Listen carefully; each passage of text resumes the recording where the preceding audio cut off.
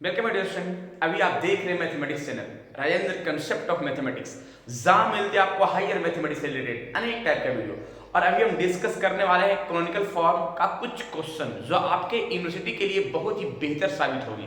Right, ये उन विद्यार्थियों के लिए है जो विद्यार्थी बीटेक कर रहे हैं, अर्थात इंजीनियरिंग मैथमेटिक्स के विद्यार्थियों के लिए, या बीएससी कर रहे हैं या एमएससी कर रहे हैं, या फिर कोई कॉम्पिटिटिव एग्जाम देने वाले विद्यार्थियों के लिए, जैसे कि CSIR NET, GATE, IIT JAM, इस तरह के अनेक कंपटीशन के लिए इस टॉपिक बेहतर साबित होंगे। राइट, तो चलते हैं इसका मेन प्रोसेस क्या है। लेकिन इसका थ्योरी मैंने पिछले लेक्चर में बहुत बेहतर तरीका के साथ समझाया है और उसको थोड़ा देख लेंगे तो ये क्वेश्चन भी अच्छा समझ में आएगा। राइट, और जो भी टॉपिक है पूरी टॉपिक यूनिवर्सिटी का जो आपके इंजीनियरिंग मैथमेटिक्स के लिए है या फिर जो जनरल यूनिवर्सिटी है उनके लिए भी है, जो बीएससी कर रहे हैं, वो बहुत इंपॉर्टेंट टॉपिक है। ठीक है, और प्रत्येक टॉपिक हम अपलोडेड करते जा रहे हैं पूरी डिटेल से, पूरी तरीके के साथ, एग्जाम्पल के साथ, जो आपके प्रीवियस एग्जाम में पूछे हुए क्वेश्चन है उसका भी प्रैक्टिस करवाते जा रहे हैं। राइट, तो चलते हैं इस क्वेश्चन को।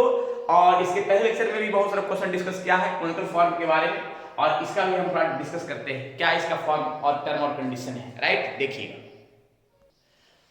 एक क्वाड्रेटिक फॉर्म दिया गया है। देखिए एक क्वेश्चन हम बता देंगे और एक एसडब्ल्यू में दे देंगे, बना लीजिएगा, क्लियर हो जाएगा।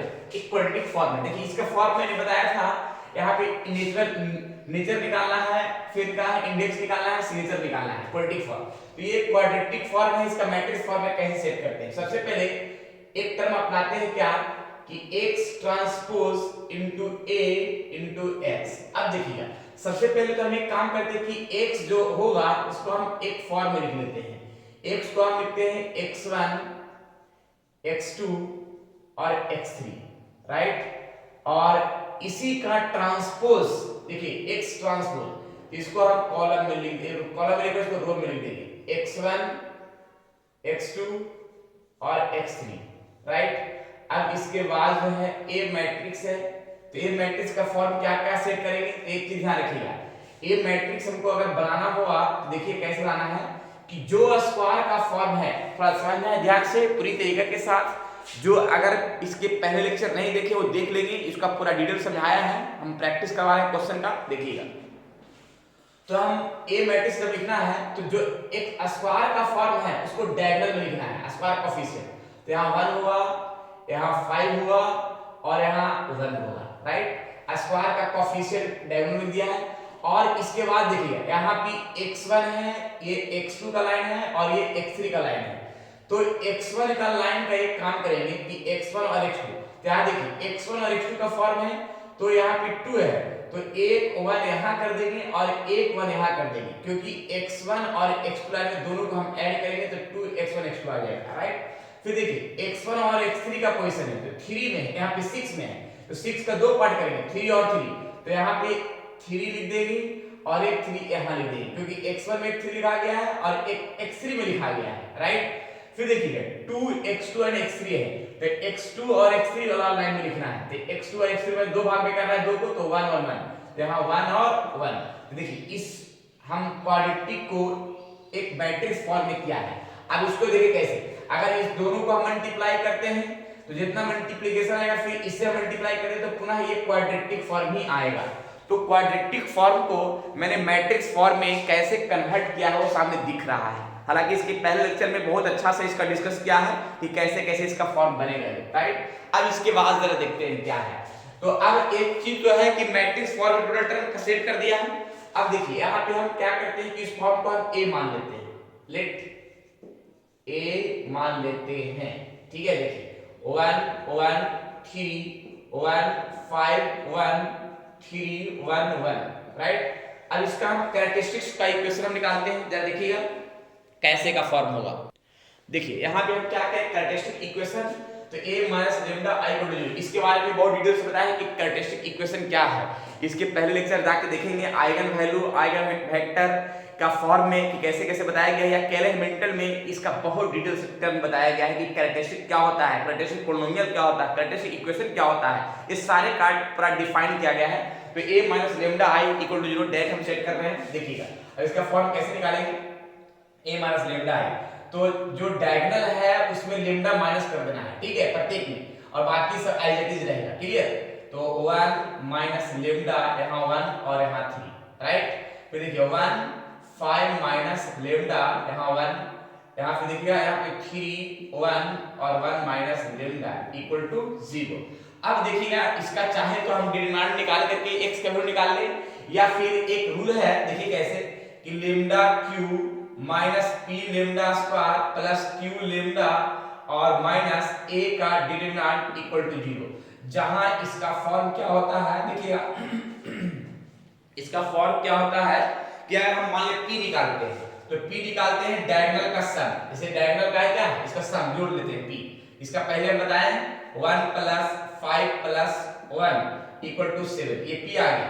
अगर q निकालते हैं तो जो डायगोनल है उसका माइनर निकालेंगे, और माइनर निकालने के बाद सबको हम जोड़ देंगे, वही मेरा क्या निकल जाएगा, q निकल जाएगा, राइट। ये बताया गया पहले। देखिए मान लिया 1 का निकालना है तो 1 के सामने से लाएंगे तो इसका निकलेगा कैसे, देखिए यहाँ पे 5 है 1 है 1 है 1 है, राइट, प्लस फिर देखिए 5 का माइनर निकालेंगे, ऐसे रखेंगे तो 1 3 3 1 1 3 3 1, राइट, प्लस फिर देखिए 1 के सामने लगाएंगे तो 1 1 1 5, फिर इसके बाद 5 माइनस 1, फिर क्या है 1 माइनस 9, फिर क्या है 5 माइनस 1, ठीक है ना। अब इसके बाद जरा देखिएगा इसका फॉर्म 4 माइनस 8 प्लस 4, और यहाँ पे आ जाएगा डायरेक्ट 0। देखिए क्यू मेरा 0 आ गया।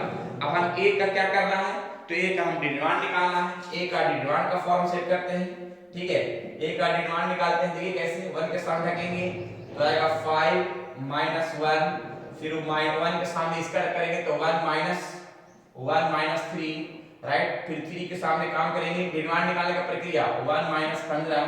अब इसका सोल्व कर लेते हैं, इसका सोल्व करते हैं क्या, इसका आ जाएगा 4 माइनस 2 माइनस प्लस 2, इसका आ जाएगा माइनस 14, यहाँ पे आएगा 42। अब देखिएगा यहाँ 46, यहाँ पे क्या 42 में 4 घटेगा तो आ जाएगा 36 माइनस 36, ये आ गया a का डिटरमिनेंट, ठीक है। अब इस फॉर्म को हम कैसे सेट करते हैं जरा देखिएगा इसकी पूरी प्रक्रिया। तो देखिए लेमडा क्यू है, lambda cube minus P, P का वैल्यू कितना निकाल चुके हैं, पी का वैल्यू 7 है तो 7 lambda square plus Q, Q का वैल्यू मेरा कितना है 0 है तो 0 तो नहीं लिख सकते हैं, लेमडा और माइनस a का determinant minus minus plus 36 equal to 0। अब यहाँ क्या आएगा lambda cube minus 7 lambda square plus 36 equal to 0। अब इसका लेमडा कैसे निकालेंगे, लेमडा का रूल बहुत से तरीके से बता चुके हैं कि लेमडा का फॉर्म कैसे कैसे सर को सेट करना है, राइट। तो लेमडा का वैल्यू निकालिएगा, लेमडा का वैल्यू डेकार्ट रूल से भी मैंने बताया है, सिंथेटिक डिवीजन से भी निकालने के लिए बताया है लेमडा का वैल्यू, या फिर जनरल जैसे निकालते हैं या कैलकुलेटर मेथड द्वारा भी निकाल सकते हैं लेमडा का वैल्यू, जैसे आता है वैसे निकालते हैं। तो हम यहाँ पे डायरेक्ट लिख दे रहे हैं लेमडा का वैल्यू क्या होगा, जो लेमडा का वैल्यू हम निकाल देते हैं -2 3 एंड 6, डायरेक्ट लिख दिया, ठीक है। बाकी आप निकाल लीजिए कैसे कैसे लेमडा का वैल्यू निकालते हैं, राइट। अभी लेमडा का वैल्यू आ गया तो लेमडा का वैल्यू जो आया है वही लेमडा का वैल्यू जो फॉर्म हुआ, अब इसका आइगन वैल्यू आ गया, क्या आ गया आइगन वैल्यू, ठीक है। ये तो आइगन वैल्यू आ गया, लेकिन हमको निकालना क्या क्या है, तो निकालना है नेचर, निकालना है इंडेक्स, निकालना है सिग्नेचर निकालना है। और नेचर का मतलब क्या है, इसका पूरा डिफिनेशन के साथ डिफाइन क्या है, इंडेक्स क्या है, और एक और बताया क्या, और क्या सिग्नेचर नेचर, ये सभी का पूरी प्रक्रिया क्या क्या है वो थोड़ा पिछले लेक्चर में जाकर देख लेंगे ताकि कोई दिक्कत ना हो, राइट। चलिए हम एक एक करके अब इसका बताते हैं कैसे कैसे इसका फॉर्म बनेगा। जो देखिए नेचर का मतलब मैंने बताया क्या, नेचर में क्या है कि अगर आइगन वैल्यू पॉजिटिव में भी आए और नेगेटिव में भी आए, अगर आइगन वैल्यू पॉजिटिव में भी आए और नेगेटिव में भी आए तब हम उसको बोलेंगे इनडिफाइंड नेचर होगा। नेचर क्या होगा, इनडिफाइंड। ये लिखा है कि the nature of quadratic form indefinite कब, जब आइगन वैल्यू नेगेटिव में भी आया है और पॉजिटिव में भी आया है, तब मेरा टर्म जो है नेचर उसका इनडिफाइंड कहलाएगा, राइट। ये ध्यान रखिएगा, ये हम पहले भी बताया है, इसके पहले लेक्चर में भी, इसका पूरा वीडियो देख लीजिए ज्यादा बढ़िया होगा, राइट। चलिए नेक्स्ट देखिए इंडेक्स के बारे में क्या बताया है कि इंडेक्स क्या है, कि इंडेक्स जो है number of positive eigen value, जो पॉजिटिव आइगन वैल्यू होगा वही इंडेक्स कहलाएगा। तो देखिए पॉजिटिव आइगन वैल्यू 2 है, 3 और 6, तो यही मेरा क्या कहलाएगा, इंडेक्स कहलाएगा। क्लियर। अब एक सिग्नेचर होता है, सिग्नेचर क्या है जरा देखिएगा, ये भी थोड़ा सा हम क्लियर कर देते हैं, और पूरी प्रक्रिया डिटेल से किया जा रहा है तो थोड़ा समझने की कोशिश करना है, ठीक है। देखिएगा सिग्नेचर क्या है, सिग्नेचर में क्या है कि difference between number of positive and negative eigen value. अब यहाँ पे जरा देखिएगा क्या है, लाइन हम लिख देते हैं उसके बाद। देखिए मैंने क्या बताया है कि सिग्नेचर के लिए difference between number of positive and negative eigen value. अब देखिए पॉजिटिव आइगन वैल्यू, तो पॉजिटिव आइगन वैल्यू 2 को मेरा है, यहाँ पे यहाँ 2 लिखाएगा, और नेगेटिव आइगन वैल्यू 1 है तो 1 लिखाएगा, और दोनों का डिफरेंस यानी माइनस निकालते हैं तो मेरा 1 आ जाएगा, तो यही सिग्नेचर कहलाएगा, राइट। सिग्नेचर निकालने का तरीका और सिग्नेचर का प्रोसेस इसके पहले लेक्चर में भी बहुत अच्छा से समझाया है पूरी डिटेल से, उसको भी देख लीजिएगा। लेकिन यहाँ पे मैंने क्वेश्चन डिस्कस किया है, तो सिग्नेचर निकालने के लिए मैंने लिख दिया है कि difference between number of positive and negative eigen value.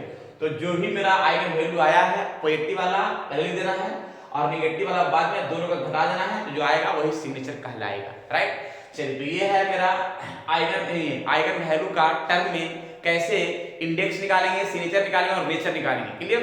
एक क्वेश्चन हम देते हैं यहाँ पे और उस क्वेश्चन को बनाना है और बताना है कि सिग्नेचर क्या होगा, आइगन वैल्यू क्या होगा, सेकंड नंबर क्वेश्चन यहीं पे लिख देते हैं, ठीक है ना, और फिर आगे क्वेश्चन को चलेंगे। क्लियर ना, ठीक है।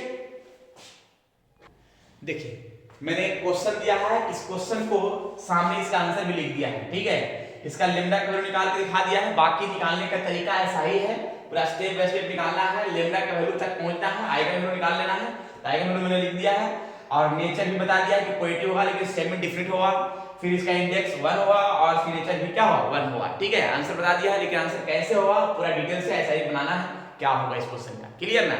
चलिए नेक्स्ट क्वेश्चन की ओर चलते हैं, आगे और भी बताते हैं नेक्स्ट प्रोसेस नेक्स्ट टर्म के लिए। क्लियर, नेक्स्ट टाइप जैसा।